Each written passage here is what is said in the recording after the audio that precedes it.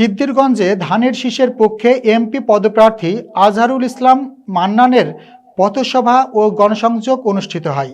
Senior staff reporter Asif Ahmed Rana জানান, শনিবার 31 জানুয়ারি নাসিক 1 নং ওয়ার্ডে নারায়ণগঞ্জ 3 সিদ্ধিরগঞ্জ নির্বাচনী এলাকা প্রধান কার্যালয় উদ্বোধন উপলক্ষে বিএনপি মনোনীত পদপ্রার্থী আজহারুল ইসলাম মান্নানের পক্ষে ধানের শীষে ভোট চেয়ে গণসংযোগ ও কুশল বিনিময় করেন।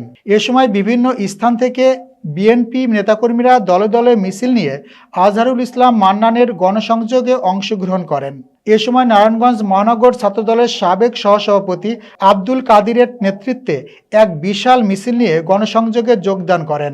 উক্ত গণসংযোগ ও পথসভা সিদ্ধিরগঞ্জ পুল থেকে বাতানপাড়া, হিরাজিল, ডাচবাংলা, কলসি বিল্ডিং হয়ে 1 নং ওয়ার্ডের বিভিন্ন স্থানে ধানের শীষে ভোট চেয়ে প্রচারণা চালান আজহারুল ইসলাম মান্নান ও বিএনপি অঙ্গ সংগঠন।